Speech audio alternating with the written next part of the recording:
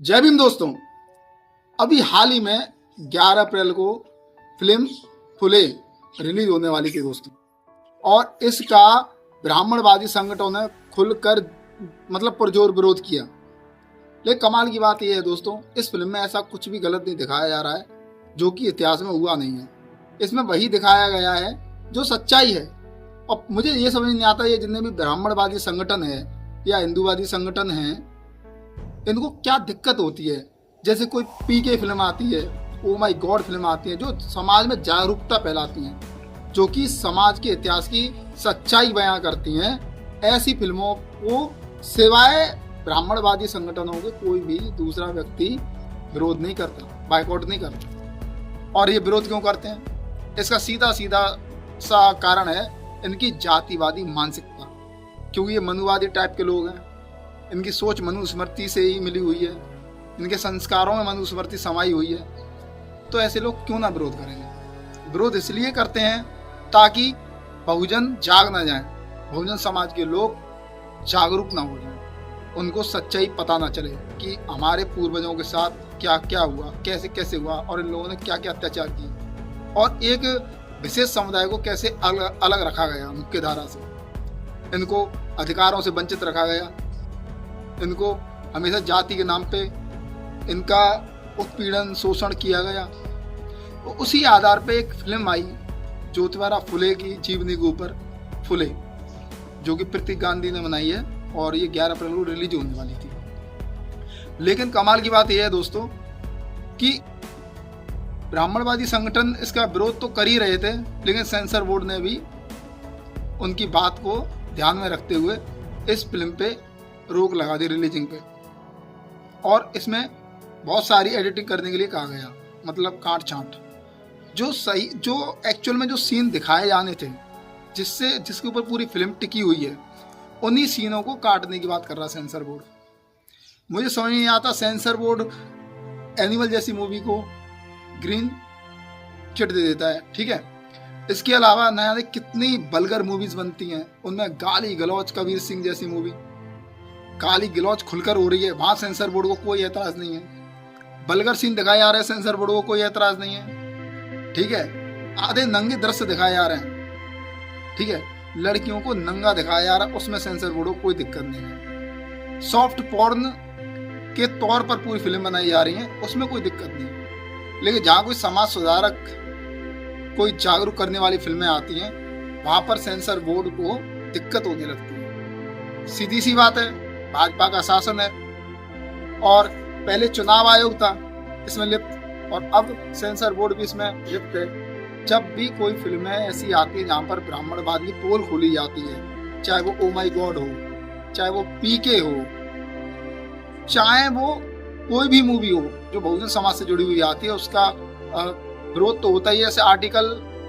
14 का भी विरोध हुआ था, आपने देखा हो, जो आयुष्मान खुराना की फिल्म थी, उसमें कुछ भी गलत नहीं दिखाया गया था, समाज की सच्चाई दिखाई गई थी, लेकिन उसका भी विरोध किया गया। तो विरोध इसलिए किया जाता है ताकि लोगों के सामने इनकी काली करतूतें सामने ना आए। दूसरी बात, सेंसर बोर्ड से मैं सवाल करना चाहूंगा कि सेंसर बोर्ड क्या भांग के नशे में रहता है? इसको ये समझ नहीं आता कि जो कंटेंट डिलीवर नहीं होना चाहिए समाज में, उसको धुआंधार डिलीवर किया जा रहा है, उस पर सेंसर बोर्ड कोई भी रोक टोक नहीं करता है। वहां तो कुछ पैसे लेके बात बन जाती है। लेकिन जहाँ पर समाज सुधारक टाइप की जो फिल्में आती हैं, जो अच्छी मूवीज आती हैं, जो समाज में सही संदेश देती हैं, ज्योतिबा फुले एक इतने अच्छे, इतने महान समाज सुधारक व्यक्ति थे, और उनकी पत्नी सावित्री फुले, दोनों पति पत्नी ने समाज के सुधार में इतने सारे योगदान दिए हैं। सबसे पहले नारी शिक्षा के लिए लड़ाई उन्होंने लड़ी, लड़कियों के लिए पहला स्कूल उन्होंने खोला, इतने सारे उन्होंने महान कार्य किए। जातिवादी खिलाफ उन्होंने लड़ाई लड़ी। इसी बात को लेके ब्राह्मणवादी संगठनों ने, मनुवादी सोच के संगठनों ने इनका विरोध किया है। महाराष्ट्र में ज्यादातर विरोध हुआ है, और इसी कारण ये फिल्म रिलीज नहीं हो पाई है। और रिलीज होने के लिए कुछ शर्तें रखी गई हैं सेंसर बोर्ड की तरफ से कि इसमें कुछ सीन काट छांट किए जाएं। अब जब वो मुख्य जो सीन है जिनके ऊपर पूरी फिल्म ही टिकी हुई है, और वही सीन कट जाएंगे, तो फिल्म रिलीज होना ना होना सब कोई फायदे की बात यही नहीं है। तो मैं बस यही कहना चाहूँगा कि सेंसर बोर्ड को शर्म आनी चाहिए। और दोस्तों, आप लोग जागरूक हो जाइए। हमारे समाज के ऊपर कोई भी फिल्म आए, आपको उनके समर्थन में उतरना चाहिए। जैसे ये बाइकआउट करते हैं, बाइकआउट गैंग वाले, आप लोगों को समर्थन में उतरना चाहिए सोशल मीडिया पे, ग्राउंड पे, और खुलकर इन फिल्मों का प्रचार प्रसार करना चाहिए सोशल मीडिया के माध्यम से। स्टेटस लगानी चाहिए, स्टोरी लगानी चाहिए, ज़्यादा से ज़्यादा संख्या में इन फिल्मों को देखना चाहिए, जिससे कि हमारे समाज में जागरूकता बढ़े। आप अपने आने वाली पीढ़ियों को क्या देकर जाएंगे बताइए? ये फिल्में ही उनके मार्गदर्शन का एक माध्यम बनेंगे, और इन फिल्मों को ही दबाया जा रहा है, क्योंकि इस समाज में शुरू से ही उत्पीड़न झेला है। और ये लोग जो मनुवादी सोच के जो लोग हैं, वो चाहते हैं ये उत्पीड़न हमेशा सहते रहें, ये हमसे कभी ऊपर ना उठें, कभी भी ये लोग मतलब हमारे ऊपर ना चढ़ जाएं।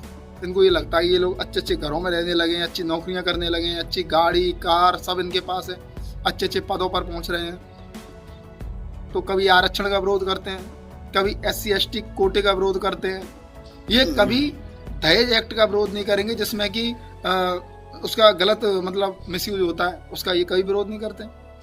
ठीक है ना। घरेलू हिंसा, जिसके लिए कई लड़कियां, सभी नहीं, कई लड़कियां इसका दुरुपयोग करती हैं इस कानून का, उसका ये कभी विरोध नहीं करते, उसमें कभी एडिटिंग करने की बात नहीं करते। सुप्रीम कोर्ट हो, सेंसर बोर्ड हो, ये हमेशा उन्हीं चीज़ों का विरोध करते हैं जो बहुजन समाज से या दलित समाज से जुड़ी हुई हैं, जिससे इनकी सुरक्षा ढीली पड़ जाए और ये लोग फिर से हावी हो जाएं, फिर से अपनी गुंडागर्दी दिखा सकें। तो दोस्तों, ये जो कर रहे हैं इनका काम है, ये तो मानेंगे नहीं, लेकिन आपका भी एक फर्ज बनता है अपने समाज के लिए कि आप लोग ज़्यादा से ज़्यादा अपने समाज को जागरूक करें और ऐसी फिल्मों का जोर शोर से प्रचार प्रसार करें और इनको बढ़ावा दें, जिससे कि जो बनाने वाले प्रोड्यूसर हैं, डायरेक्टर हैं, नेता अभिनेता हैं, उनको भी मनोबल बढ़ाया जा सके, उनका मनोबल बढ़े, उनको मोटिवेशन मिले, वो आगे और अच्छी अच्छी फिल्में बनाएं इसी प्रकार की। तो दोस्तों, इसी उम्मीद के साथ मैं आपसे विदा लेना चाहूँगा। ज़्यादा से ज़्यादा इस वीडियो को शेयर करना, लाइक करना, और चैनल पर नए हो तो सब्सक्राइब करना। जय भीम, जय भारत, जय संविधान।